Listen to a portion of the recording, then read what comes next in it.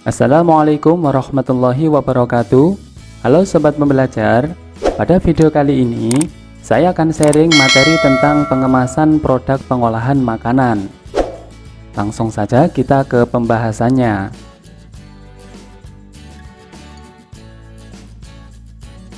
Pertama, kita akan membahas tentang definisi pengemasan. Pengemasan adalah proses pembungkusan, pewadahan, atau pengepakan suatu produk dengan menggunakan bahan tertentu, sehingga produk yang ada di dalamnya bisa tertampung dan terlindungi, serta siap untuk ditransportasikan, didistribusikan, disimpan, dijual, dan dipakai.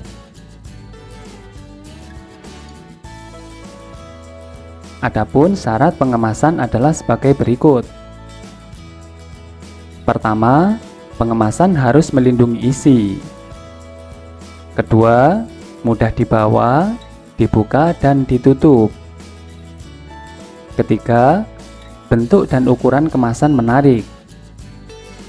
Keempat, labeling jelas dan komplit. Dan kelima, bahan kemasan ramah lingkungan. Selanjutnya kita akan membahas tentang sifat-sifat kemasan. Yang pertama, sifat kemasan adalah permeabel terhadap udara. Yang kedua, kedap air.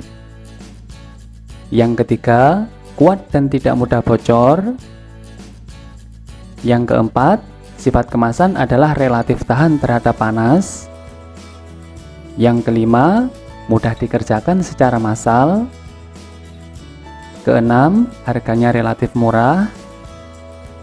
Dan yang ketujuh, bersifat non-toksik dan inert. Sifat non-toksik di sini artinya adalah tidak beracun, sedangkan inert artinya tidak bereaksi dan menyebabkan reaksi kimia. Dengan demikian, kemasan dapat mempertahankan warna, aroma, dan cita rasa produk yang dikemas.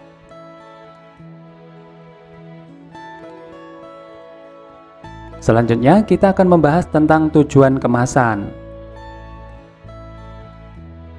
Yang pertama adalah physical production, artinya melindungi objek dari suhu, getaran, guncangan, tekanan, dan sebagainya.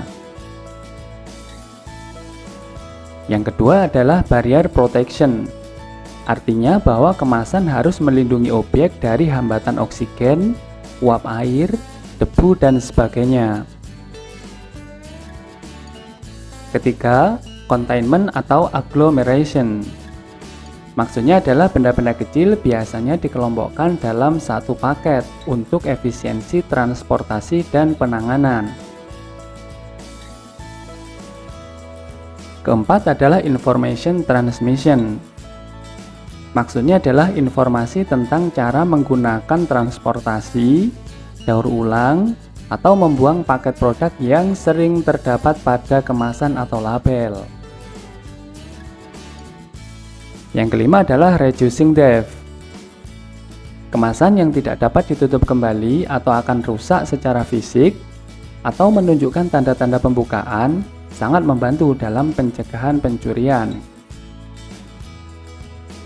Dan yang keenam adalah convenience.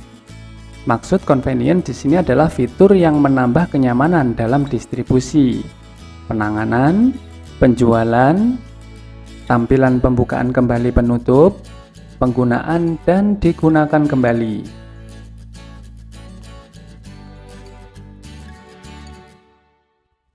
Sekarang kita akan melihat contoh-contoh bahan kemasan. Contoh bahan kemasan yang pertama adalah plastik. Yang kedua adalah gelas kaca. Yang ketiga adalah logam. Yang keempat adalah kertas. Dan yang kelima adalah daun. Bahan-bahan kemasan tersebut memiliki karakteristik dan kelebihan serta kekurangan masing-masing.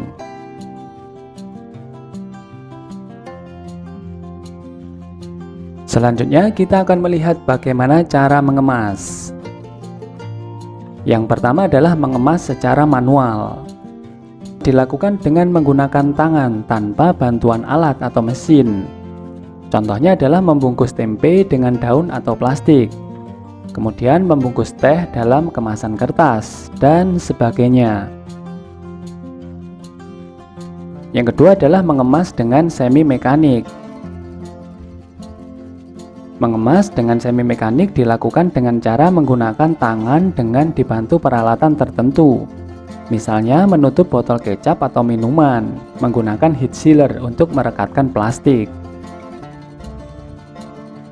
Kemudian yang ketiga adalah cara mengemas dengan mekanis. Mengemas secara mekanis yaitu dengan mesin kemas yang digerakkan oleh tenaga listrik atau motor berkecepatan tinggi. Umumnya proses pengemasan bersamaan dengan proses pengisian bahan dalam satu unit mesin, seperti pengisian botol minuman ringan, obat-obatan, dan sebagainya. Sekarang kita akan membahas tentang klasifikasi pengemasan. Klasifikasi pengemasan yang pertama berdasarkan frekuensi pemakaian. Yang pertama adalah kemasan sekali pakai atau disposable, yaitu kemasan yang langsung dibuang setelah satu kali pakai. Contohnya bungkus plastik es, bungkus permen, bungkus daun, karton dus, dan makanan kaleng. Yang kedua adalah kemasan yang dapat dipakai berulang kali atau multi-trip, seperti beberapa jenis botol minuman atau limun dan botol kecap. Kemudian yang ketiga adalah kemasan yang tidak dibuang atau semi-disposable. Wadah-wadah ini biasanya digunakan untuk kepentingan lain di rumah konsumen setelah dipakai. Misalnya kaleng biskuit, kaleng susu, dan berbagai jenis botol.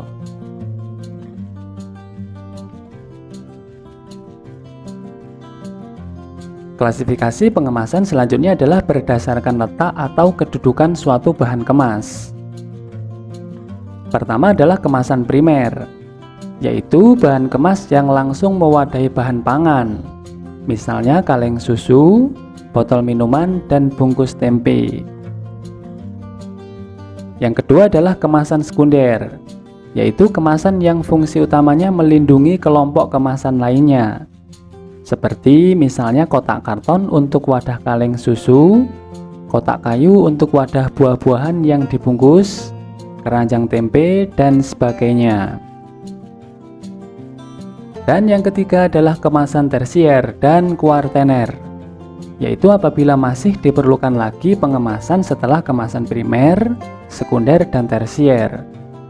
Umumnya digunakan sebagai pelindung selama pengangkutan.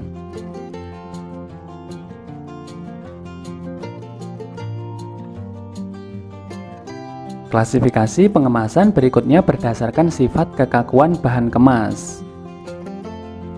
Pertama, kemasan fleksibel, yaitu bila bahan kemas mudah dilenturkan, misalnya plastik, kertas, dan foil. Kedua, kemasan kaku, yaitu bila bahan kemas bersifat keras, kaku, tidak tahan lenturan, patah bila dipaksa dibengkokkan, misalnya kayu, gelas, dan logam. Yang ketiga adalah kemasan semi kaku atau semi fleksibel, yaitu bahan kemas yang memiliki sifat-sifat antara kemasan fleksibel dan kemasan kaku, seperti botol plastik, misalnya susu, kecap, dan saus, dan wadah bahan yang berbentuk pasta.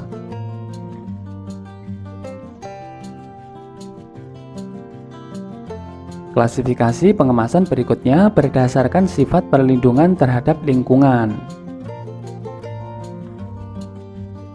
Pertama, kemasan hermetis, yaitu wadah yang secara sempurna tidak dapat dilalui oleh gas, misalnya kaleng dan botol gelas. Yang kedua adalah kemasan tahan cahaya, yaitu wadah yang tidak bersifat transparan, misalnya kemasan logam, kertas, dan foil. Kemasan ini cocok untuk bahan pangan yang mengandung lemak dan vitamin yang tinggi, serta makanan yang difermentasi. Dan yang ketiga adalah kemasan tahan suhu tinggi, Jenis ini digunakan untuk bahan pangan yang memerlukan proses pemanasan, sterilisasi, atau pasteurisasi.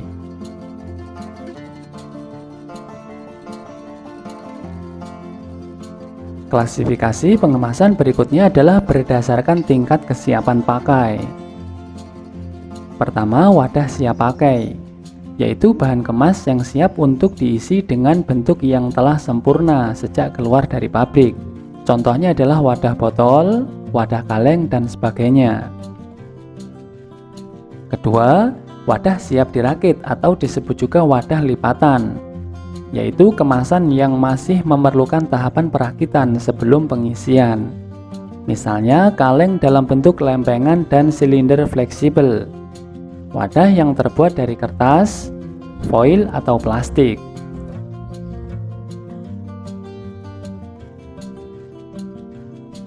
Sekarang kita akan melihat pelabelan kemasan produk.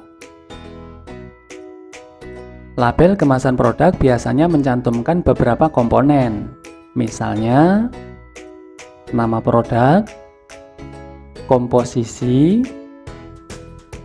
berat bersih atau isi bersih, kemudian nama dan alamat produsen, nomor pendaftaran, dan tanggal, bulan, serta tahun kedaluarsa.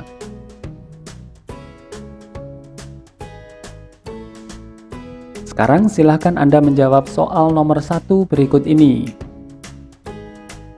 Angsle merupakan salah satu makanan khas Malang yang bisa jadi alternatif pilihan untuk menghangatkan badan.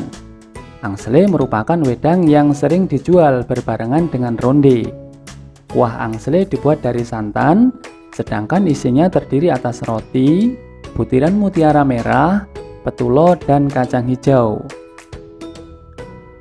Buatlah desain pengemasan yang baik dan ramah lingkungan untuk produk pengolahan makanan berupa angsle tersebut.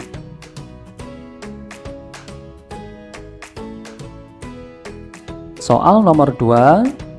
Salah satu makanan khas daerah yang terkenal adalah kudapan ringan, kue putu, cenil, lupis, dan klepon yang peminatnya saat ini juga banyak. Buatlah desain pengemasan yang baik dan ramah lingkungan untuk produk pengolahan makanan tersebut.